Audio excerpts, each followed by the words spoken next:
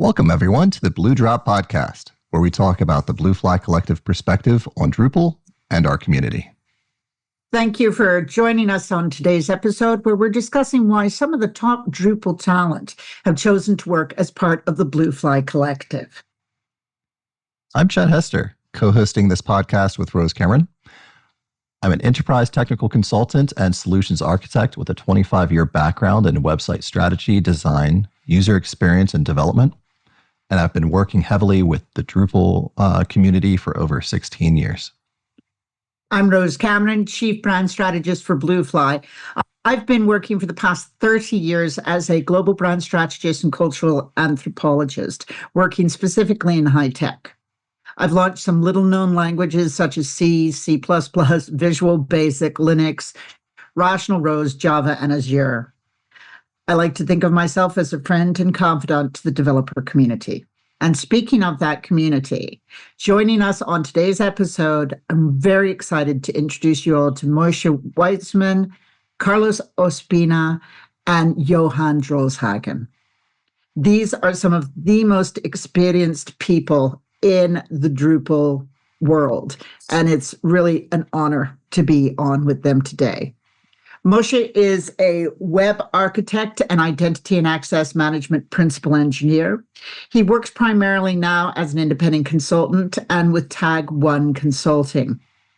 His recent activities and accomplishments include introducing AI workflow at sharemylesson.com. That's sharemylesson.com. Go and check it out. And he launched a single sign-on service for constituents in his state of Massachusetts. Then we have Johan Drolshagen. He's the Chief Technology Officer of Bluefly.io and Nexus 3. He can be reached at Johan, Johann.Drolshagen, Drolshagen, at Bluefly.io. He's very proud that he's building out a multi-cloud control layer to replace traditional hosting solutions. And it's pretty cool. He'll be talking about it later on in the show, I think. Carlos Ospina is CTO and technical architect at Palsera. Now, Carlos, as you'll see in today's show, is just a delightful creature. And he can be reached at carlos.ospina@palsera.com. That's PALCERA.com. He is also at LinkedIn under Camoa, CAMOA, and at Camoa in the Drupal Slack. Recent accomplishments, Drupal IXP program, and part of the International Drupal Federation Working Program. Thank you, chaps, so much for joining us today. Yeah, thanks. It's great to see all of you.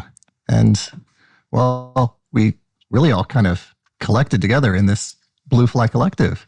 And I think learning a little bit more about this, telling our audience about your experience and why the Blue Fly Collective is so attractive is certainly a great place to really kickstart our podcast for our audience. So let's start with Moshe. Why is right now a good time to have something like the Blue Fly Collective? Oh, it's always a good time to have a Blue Fly Collective. Like ice cream, right? I can say from my perspective, doing interesting projects with, talented people is like, it shouldn't be called work, right? It's work and it's fun and it's challenging and it's interesting and it's stimulating. And so that's what I get from Blue Fly. I get really some terrific talents and experts on my projects, and I bring some expertise to the table, and there's so many other kinds of expertise that are in the collective, and so the teams that we bring to projects are just like, they don't have holes, right? Because we can fill any hole that comes up in a project. So that's why I'm enjoying it a lot and learning a lot. Well, I certainly share a lot of your sentiment. I think having been in not only open source, but Drupal in particular, for as long as many of us have, we wouldn't have been sticking around that long if it wasn't fun. I mean, it's one thing to have a career that's successful, but it's a completely different thing to really dig into a community.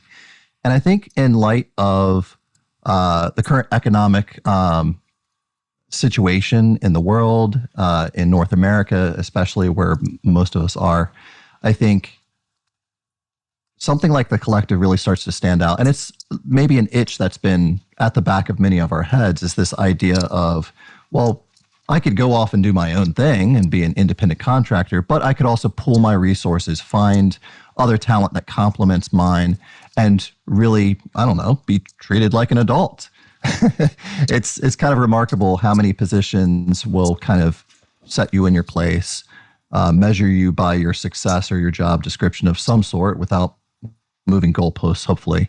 But it's a completely different thing to have a bunch of independent contractors come together, very talented people, and produce something that is significant for any of our clients and any of our in-house products that we want to produce. So with that in mind, I want to toss this over to Johan. Why the Blue Fly Collective from your perspective? Well, it's got to be the people. I mean, the number of people and the number of resources and the number of just sheer in-depth ability is happening because all boats are rising with the tide. The technology is literally all coming up at the same time. API standardization, access to things like Kubernetes clusters. This can bring someone from almost an obscure little agency and give them the ability to work on enterprise or even government level contracts. And it's the information age. So virtually everything's transparent. The UIs are getting easier, and the combinations that can be arranged and coordinated are pretty much bottomless. And just what we can build now is just incredible. So having a collective where you can walk in and find somebody, somebody like Carlos has got a great grasp of Latin American market. You've got Moshe that's working on identity work that everybody's going to need moving forward. We've got AI moving at a speed that even those of us in it can barely keep up. And you need the support of a community in times like that so that you can get over whatever little humps come your way. Well said. And Carlos, how about you? For me, it started with, I've been very local about, for me, the problem of technology right now is price. We became too expensive. And the more I looked at it, the more I tried to find what's my way. I realized this is the time of the fractional. It's the only way to lower the prices without lowering our income, in a way. It's a way to allow customers to have access to the talent. And that's what the collective does. In the collective, we have people from every areas of Drupal and technology. And what I love about it is you have the freedom and independence that you need, while you can access a team, as Moshe said. I mean, there are no holes because you can fill the hole. You don't need to have a dedicated technical architect all the time. You just use the technical architect when you need it. If you need someone like Moshe, you just bring him in for something. And also the exchange of information and talking and being able to reach out to these guys that are amazing is for me what brought me to the Blue Fly Collective. Sure. So I think I have a question for you, Chad, because, we forget that you're, the presenter of the show, but you're also part of the Blue Fly Collective. yeah. What was it personally that brought you into the collective, that attracted you at this point in time in your career? Yeah. Thanks. Well, I mean, I've been an employee of companies of various sizes, all the way down to like a few people, one up to thousands. But for the other half of my career, I've been a freelance contractor, and I know there are a lot of benefits to that. In particular, I think a sense of autonomy and dependents, that sort of thing.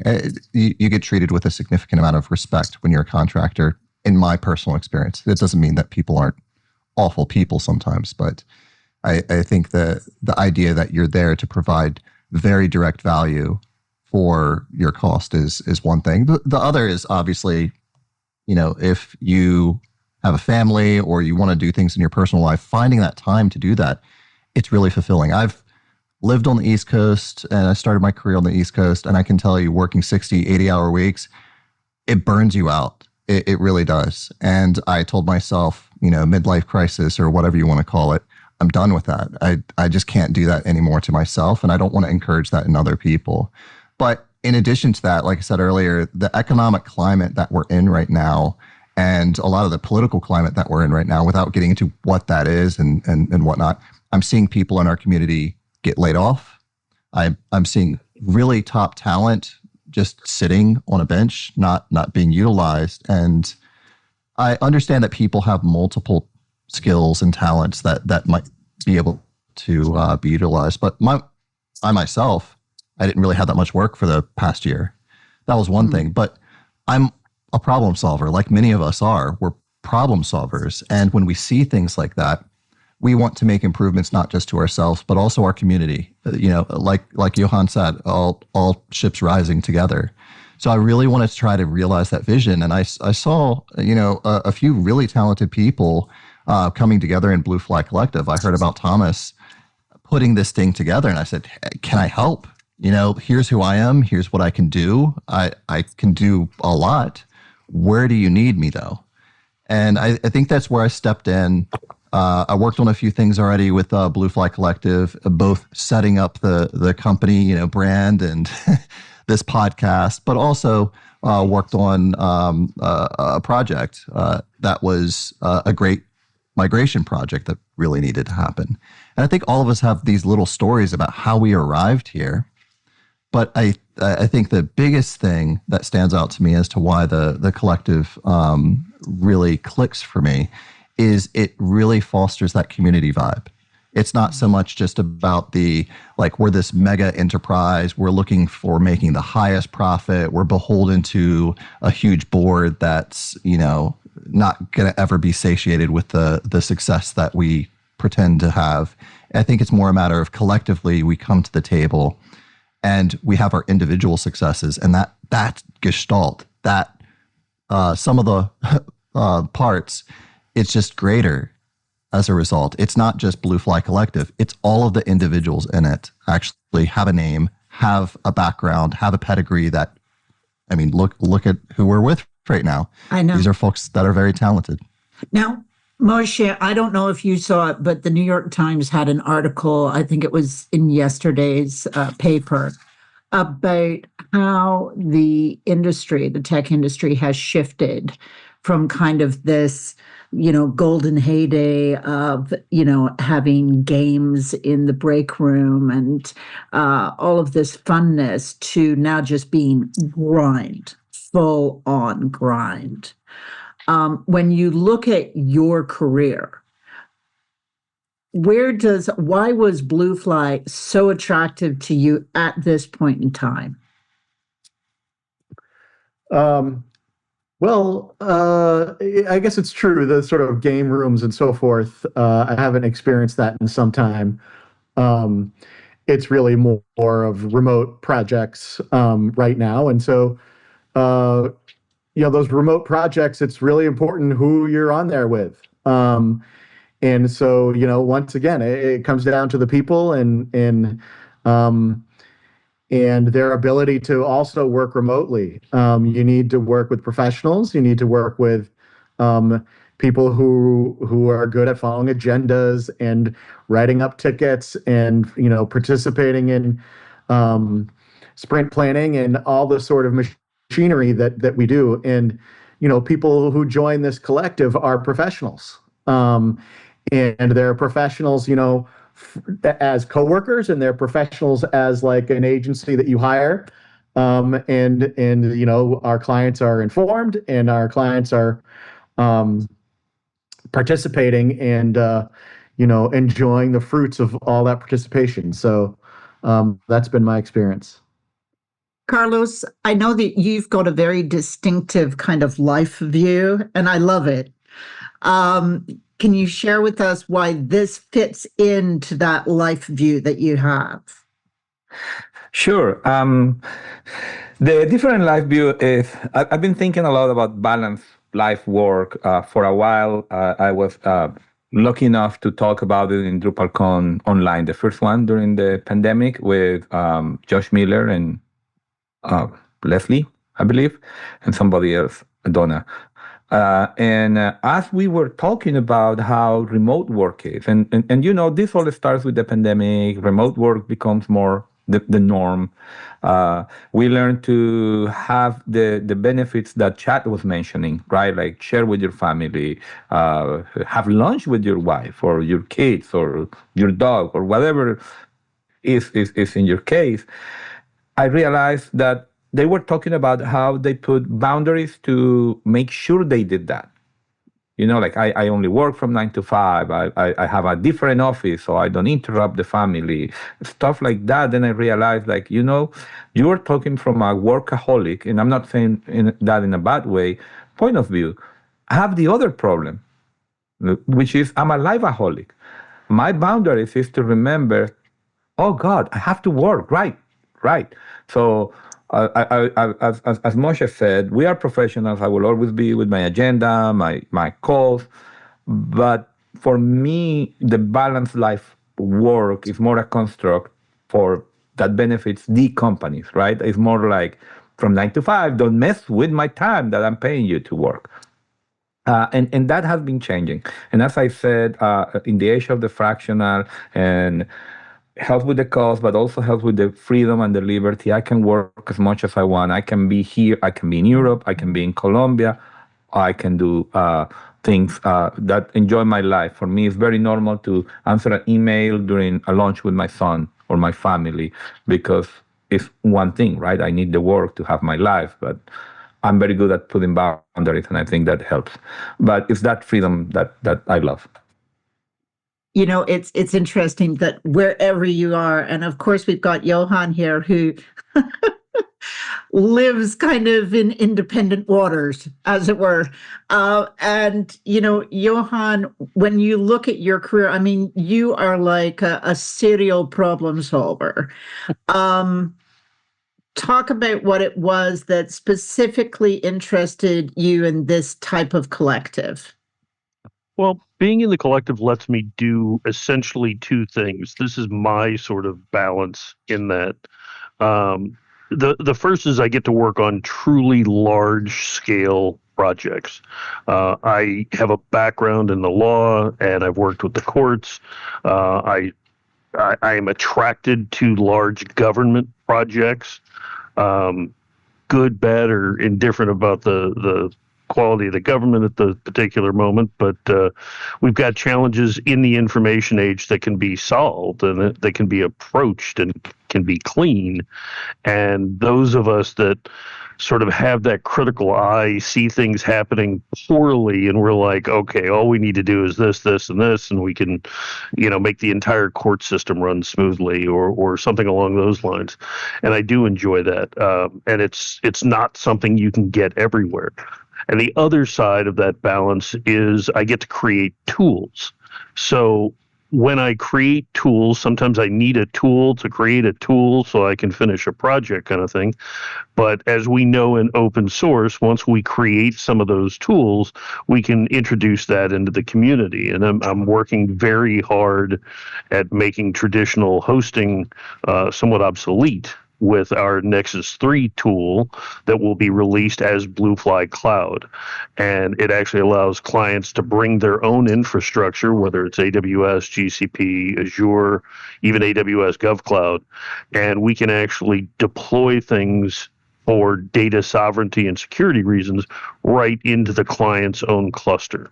And that gives them not only the additional security, but it also gives them the observability that comes with just absolute plethora of platforms that a lot of people know, Sumo Logic, New Relic, that type of thing. But they're also integrating directly into AI now.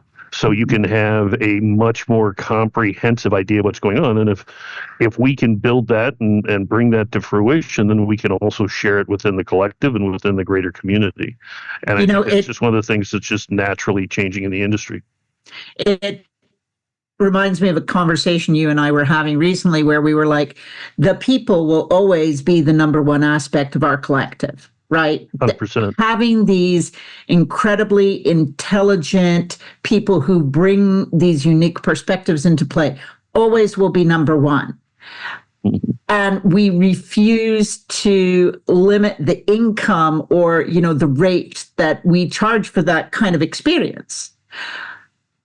However, we can introduce tools that can allow these people to do more with less time. So they don't have to compromise their lifestyles, what you guys were talking about, right? Or their rates. We just give them the buffer zone of this tool that allows them to do more. Yeah, their advanced knowledge is just an absurdly strong starting place for this. So if you need someone of the caliber that's in the collective within your organization, chances are you don't want to pay for their full salary and benefits and that type of thing. But if they spend a quarter of their time with a client, they can give a high quality return, and it makes the individuals anti-fragile. So if they've got 3, 4, 5, 6 clients, if they lose one client simply because a project comes to fruition, they can move on and be available. And frankly, they can be a little bit pickier about the next project that they want to bring on. Cool. So I guess we can kind of dig a little bit deeper because I'm hearing some patterns here in terms of why folks are here at the Blue Fly Collective and why you're personally interested. But to dig a little bit deeper, how does Blue Fly allow you to showcase your best skills and explore what excites you? So let's start with Carlos. How Blue Fly? Well, for starting, the people, right? Like you are surrounded by people that knows a lot of everything and is in different areas of technology. And at the time, I became what I like to call the architect of architects. And I became that architect that will guide the architect or the technical architect to do the actual, definition of the software in more terms of what is good, what is bad, or is this a good idea or not. But you need to know what is good and what is bad. You need to know if this is a good choice technologically or not, and having a team that is not just working together, is willing to help each other together. We share, we have a high sense of community, and we can ask somebody. I was just now thinking about Moshi, and he working on Tag1. See if eventually then we can talk about Gander, because I'm thinking about using that with a customer, and how does that work when ECA is involved, and things like that. So also the other way around, if people have questions about anything that I can help with, I will jump. For me, it's that collaborative sort of way. Yeah, we're solving complicated challenges, if you will, with technology. And technology isn't just about does it work, but will it continue to work? Is it maintainable? What's the total cost of ownership over time? Who's working on this 5 years from now? What's the next step after that retires? I think there's a tremendous amount of foresight that goes into architecting things. And like you said, collaboration, because no one person knows absolutely everything, but by collaborating, we kind of make a more complete picture and provide more effective solutions. Yeah, we can remember the main say about being a consultant. It's not about you knowing everything. It's about knowing who knows. Yeah. And if you know who knows, they're probably in the collective. Mm-hmm. Yeah. And Moshe, how about you? What does Blue Fly do to allow you to showcase your best skills and explore what excites you? I mean, Bluefly is always bringing new and challenging projects, right? So that's like a way that I can use my skills and build my skills. And the fact that there's other talented people around means that like I can focus deeply on the things that I'm good at and really deliver that value. So the continuous integration and the identity and login and Drupal core, I maintain a few subsystems there. So like, these pieces I can really focus on and continue to show off my expertise and bring that to the success of the project. Yeah, and and I want to point out, like, being in such a position, it's not just about one's ego. It's not just about some sort of award that you're giving yourself or a pat on the back. Like, these are making big differences that in open source, the whole community can leverage and utilize. So it's a kindness that we offer through that support. So yeah, I couldn't agree more. I'm really proud to have you on the team, and I'm proud to have all of you on the team for that very reason, is what you do beyond yourself. And Johan. Actually, before Johan, Chad, one thing that strikes me is that so many times in the enterprise world, in the agency world, people are put in that position where they're expected to know everything. And the pressure that is inherent in that is just brutal, right? And these guys, being part of the collective, were actually inviting them to collaborate, which does not seem to be happening as much in the business world these days, where, you're hiring somebody with, a minimum amount of experience, minimum wage in tech terms. But, come on, kid, you should know everything. And I think a lot of the time they're not being given the danger pay that is required of that kind of responsibility. It's going to the executives who claim the reward. Yeah. So sorry about that, Johan. Yeah, no. I think you hit the nail on the head, and I measure it in a certain way that I know Carlos works with a lot of young developers and that kind of thing. That we all remember it when we were at the beginning of this journey, which is imposter syndrome. And you would get in and you were the person that needed to know. And even if it was just turn the computer off and back on again, right, in the typical IT kind of scenario. But now, decades in and a whole lot of projects behind us, if I don't have imposter syndrome once a day, I'm in the wrong room, right? I want to be in there where we're talking about things where I'm like, wait a minute, we can do what? And how did you, I got to reverse engineer it in order to figure it out. And then I see the resources that are out there that, oh, you just brought in this API or this library or this resource or whatever the case may be. And all of a sudden the scale just went through the roof.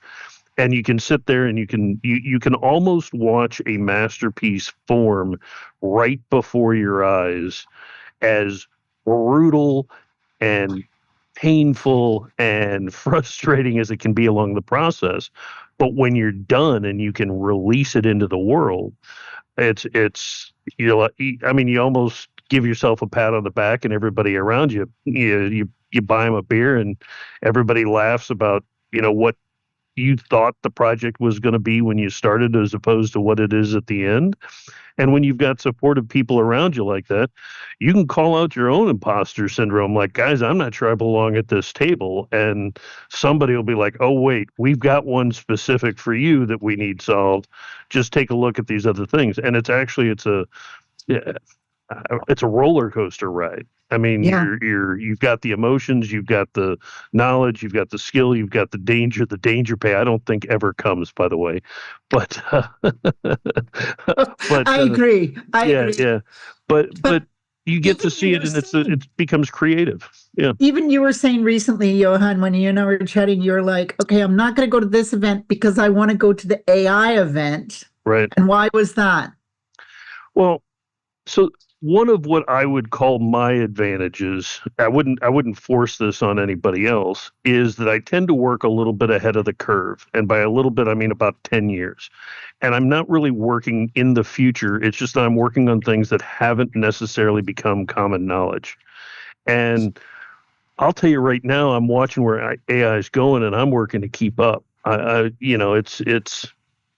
It's growing in leaps and bounds. The way it can be applied, we're basically talking infinite variables here, and I don't feel like right now I am 10 years ahead of what's coming and building what other people will become aware of over 10 years.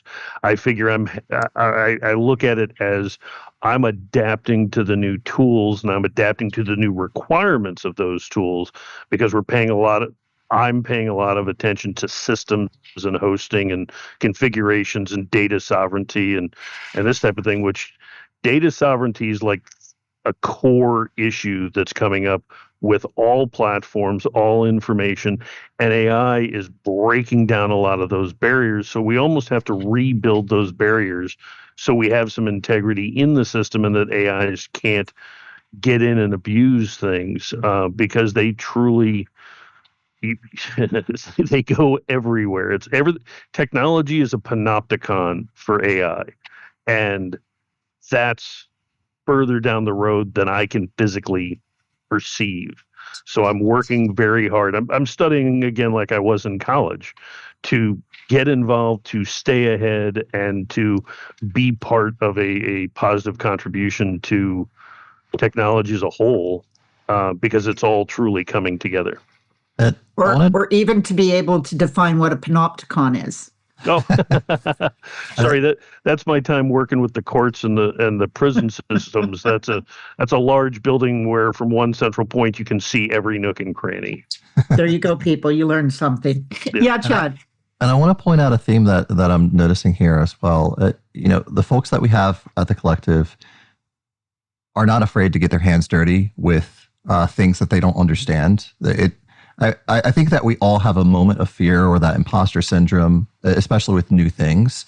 But we are so conditioned to push right through that fear and just go try something, see what it does. I think that's how somebody arrives at Linux and says, I can install this. I can compile a driver. I can keep these things up to date. But this is not for everybody.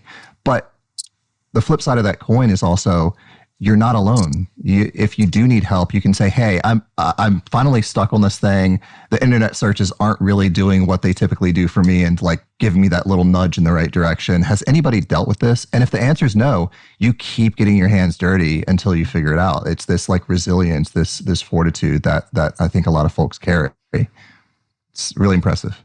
It is. And I think one of the things, I see it a lot from Carlos, right? That we have this inherent momentum where if you stop, you die, right? And so it's even with the people who are writing Drupal code, they go back and they look at it and they say, how can this be used differently within the context of where I am today? Which is fascinating to me, that you're always revisiting the core. Carlos, one thing that I'm seeing a lot of right now is this kind of FUD going on in the enterprise, this fear, uncertainty, and dread, which is very different from when Scola launched this thing in like March 2024. He was like, okay, we're going to go in and we're going to get all these contracts. And then all sorts of things happened. The politics changed, the economy changed, AI really surged forward.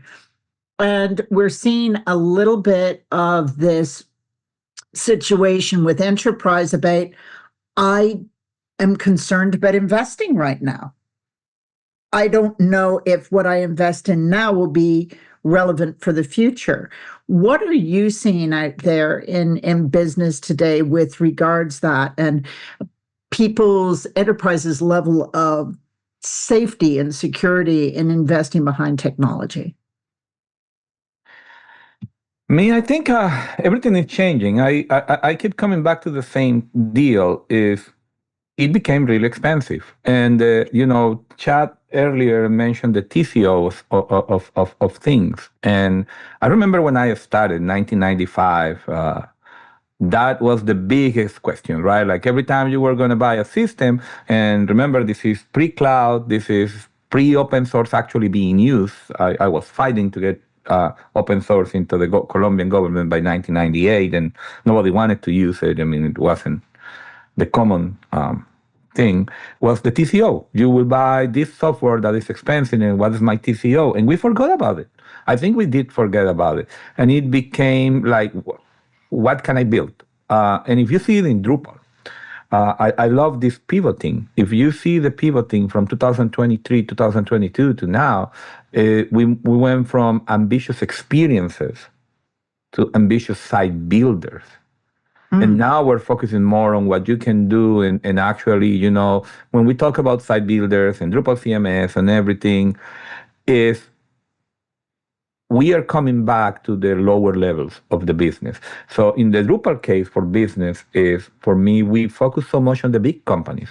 And it was nice. And it was delicious. I mean, we're making all six-figure salaries. We're all eating nice. We're all having money to do whatever we want, travel, etc. But that got passed to the customers. And when politics change, when recession comes, when economic is uncertain, when AI is still a big question mark on, do I need that person or not? Can AI do this? Can I multiply AI?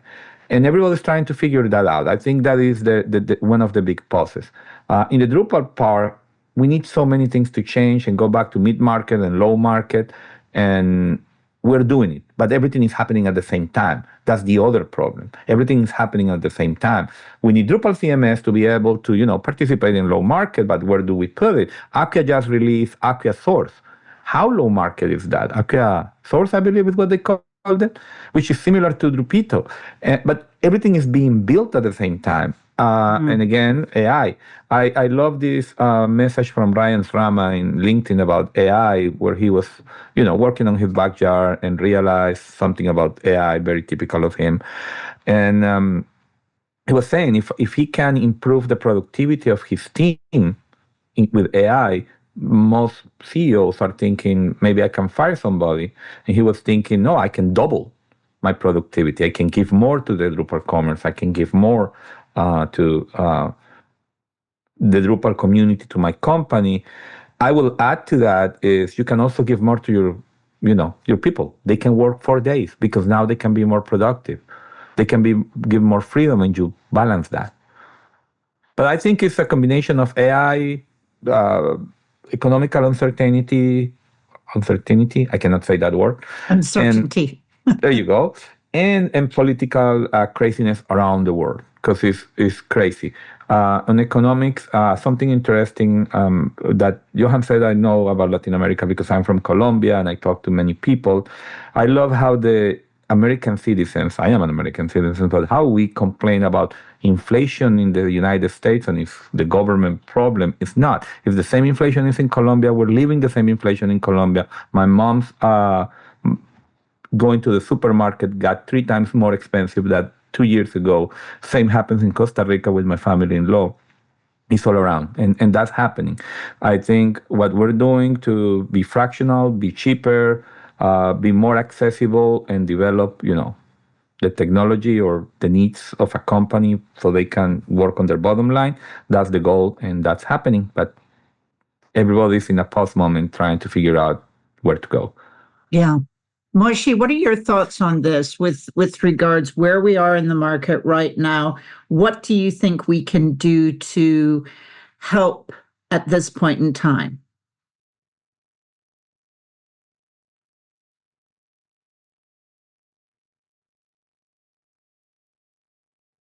On speaker. Most, you're on mute. Sorry, everyone, I was muted. I think the spending is a little bit on hold in certain sectors, let's say. And so that point in time, it's a little challenging being a professional in this industry. And the collective can be great because we all are out there looking for projects and bringing each other into it. So the collective is useful in that way, very useful. Question for you, Johan. When you start talking to people and talking to them about why they've joined the collective, or why they should join the collective, how do you position the collective with people? I like to think of it as a multi-pronged attack, and it's always the people, it's always the tech, it's always the opportunity, right? So when we have someone that would fit into the collective, it's not a very exclusive thing. It's, if you want to join it, you join it, and you share. But what I find is these are workers. These are people that, again, solve problems and make things happen. So they usually have passion projects on the side. They usually have contributions that they want to make. There's a big shift in Drupal that's moving from developing websites to developing platforms that integrate with a lot of things and do a lot of things, as opposed to simply passing on content and that type of thing.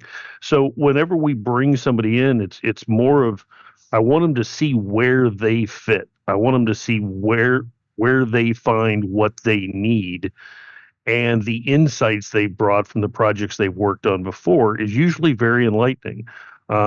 We have people that have worked on enterprise stuff. I mean, the Olympics, the World Cup, all the big names and brands. I'm not one to just like name drop logos out there, because it doesn't really matter. It's not as important as the work that was done within it. But you've got everybody that supported all of these massive projects, and they're hungry for more. They're ready to do bigger. They're ready to do faster. Like, we measure things in milliseconds. I mean, how cool is that?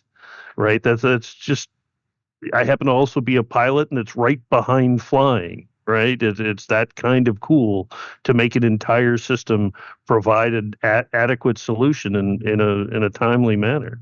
So I just encourage them to keep an eye on those three things, contribute what they can, find out where they fit, and generally the return far outweighs the expectation. Wonderful. This has been a really enlightening kind of cross-section of why Blue Fly Collective, and also what it means to each of us. I guess just the shortest sort of concise, digested sort of response from each of us. Why should somebody consider joining the Blue Fly Collective? Let's start with Moshe. I mean, I think you come in because you enjoy working with great people and great projects. Right on. How about you, Carlos? Community collaboration. Yeah, Johan, why should somebody join us? The people. Yeah, That's it. Yep. It's a recurring theme. I mean, we see this theme also in Drupal. I mean, come for the code, stay for the people. How about you, Rose? What's your perspective on why to join Blue Fly Collective? Where can you hang out with people whose brains are so scintillating, right? And who are also good people. Like, every person I've met in the Blue Fly Collective, they're doing things for a higher purpose. They are tackling really gnarly problems, and they're trying to create a legacy of good. And that really attracts me. For sure. I'm hearing a theme here about the people, and I couldn't agree more. But I think just to add a little bit to that, just for the folks in our audience who aren't necessarily just thinking about joining the collective, but also working with the collective, is take a look at these folks. Take a look at the talent that they have. It's about working smart, giving you solutions that last, and thinking about how long it actually takes to produce that, staying within your budget, staying within your timeline. I mean, it's not just those traditional project management metrics. It's about being sensitive to how much more can you do with the little that you have.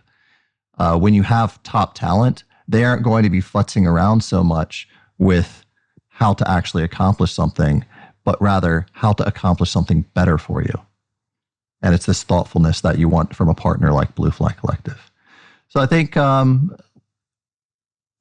this has been a great inaugural episode to really introduce folks to the Blue Fly Collective. On to you, Rose. Well, I'd like to ask the guys, what is it that you're doing at the moment? This is your chance to promote your own work that you're doing. What is it going on in your world that you'd like to promote and share with the larger universe? Oshie. Yeah. Yeah, we mentioned at the top that I was working on a project for sharemylesson.com. And we did an interesting project where this website where teachers are uploading their lessons and tagging them, like here's a lesson about Paul Revere's ride for third graders. The next teacher who comes along who might love that lesson and want it quickly transformed to 11th grade reading level, 11th grade rubric and worksheet and that sort of thing can go ahead and do that with AI now. So we did a LLM integration with OpenAI and did a lot of transformation in order to get the content ready for consumption by the LLM and then turning it into different formats on the way out. So it's really been a cool project that I did with some people on the collective. Yeah. And that can be found on sharemylesson.com. Correct. Exactly. Excellent. Yeah. Chad, what about you? What would you like to share? Yeah, I know Johan actually mentioned something that's pretty sensitive to me earlier, which is the idea of data sovereignty. But going a little bit further than just that, we've seen, we keep rubbing against economics and politics here, but this is something that we need to be aware of, the impact in technology at a global perspective. So I live in Canada, and there are a lot of Canadian businesses here who use solutions that are not Canadian based. Now, I'm not saying that they have to, but there's a level of sensitivity that we need to have in terms of where that data lives. I mean, if you have a government or municipal system, typically that has to be on a local server anywhere. In the cloud, sure, but on, national soil of some sort. But in terms of the larger scale, if for whatever reason somebody cuts off access to Google to a Canadian business, or you're using Dropbox for file sharing or whatnot, if the U.S. government does something, then that could leave some businesses stranded in Canada. So with that in mind, it's not so much about fear mongering. That's not my point here, but rather saying when you have a business, data security and integrity is really paramount, especially for businesses like healthcare or education or anything that has sensitive patient or customer sort of data. So the Canada First Digital Solutions Initiative that I'm trying to promote, I'm trying to talk to local politicians and businesses, financial institutions to see, is there a way to get government subsidies, grants, any sort of support to say, you're a Canadian business and we want to provide solutions. And I partitioned that into 3 different audiences. The first is the easiest. You don't have a solution, consider buying Canadian or at least hosting it in Canada. The second is you're already considering upgrading a service that you currently have.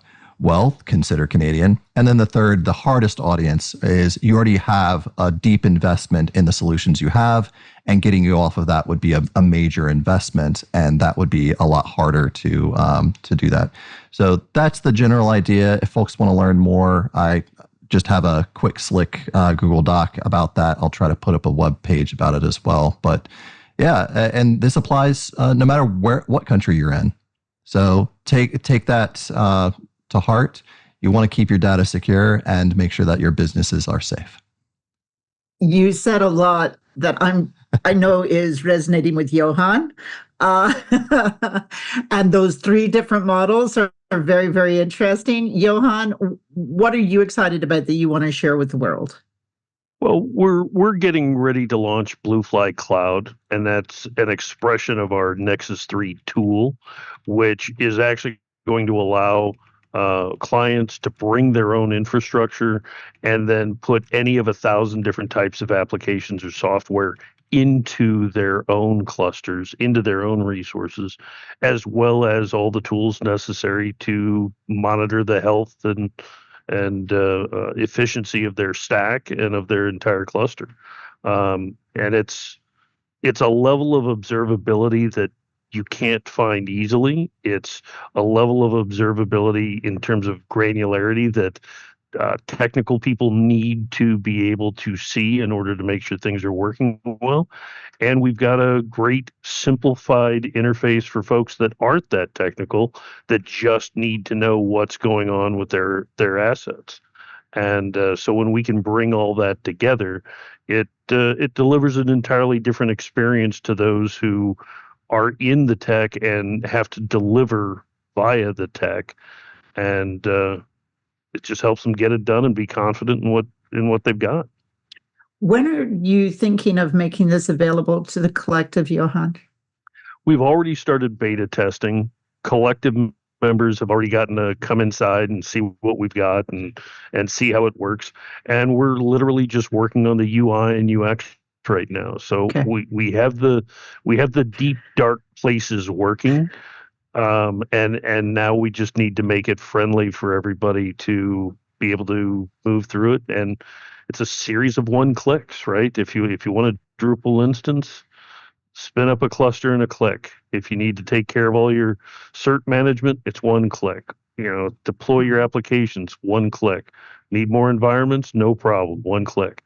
And that's the user experience we're after. It still requires a lot of knowledge of what's going on in the background, so it's not like anybody can just go on and be a master of their domain, I guess. But it is something that gets us all further down the road to a more complex but secure technical environment. Carlos, you were talking about your efforts. What do you want to?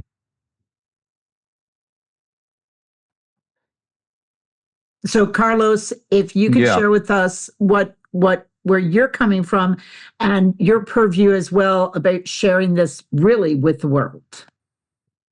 Well, I've been working, I lost you there for a second. So what I've been working on is the Drupal IXP program, which is about to graduate the first two IXPs from Uruguay. I've been working with the Drupal Federation initiative, which is basically move the Drupal, what the DA does, into a Drupal federation that is actually international and has participation from local federations, which is an amazing opportunity. You can see revenue passing through these local associations in the way the country can do it. Like in Colombia, everybody pays in cash on a special place called Effective, and Effective does the registration. That cannot happen right now. They can also participate in events that are not in Drupal. For me, Drupal to business instead of Drupal to Drupal, that they know locally. That's fantastic. There is a lot of opportunity, and the first model document is out. And if you have a local association, I would recommend you to reach out and find out about it if you haven't heard about it. And the other thing that I've been working on is a product that I hope to put together, and it's basically where you can have you can put your sites, whatever you use to communicate with your customers, your blog, your services, your forums, your knowledge base. It will vectorize everything and it starts helping you to create content that is actually that matters for your services, for your bottom line, for your products, and it's kind of moving your agenda forward, if that makes sense, using AI, using Zettelkasten to create the notes and the knowledge creation of every post, suggesting posts, using tagging, suggesting what is the meta tag, and thinking about, edition and collaboration. You guys are just, your brains are so beautiful. And I really wanted to thank you for putting so much energy into the good stuff of this world, okay? And being kind enough to join us for today's podcast chat. Yeah, couldn't agree more. So to everybody listening, thank you for listening to the Blue Drop podcast. We enjoyed having you with us. And if you'd like to learn more about Bluefly and our amazing team, please visit our website at bluefly.io. That's BLUEFLY.io. Thanks, everybody.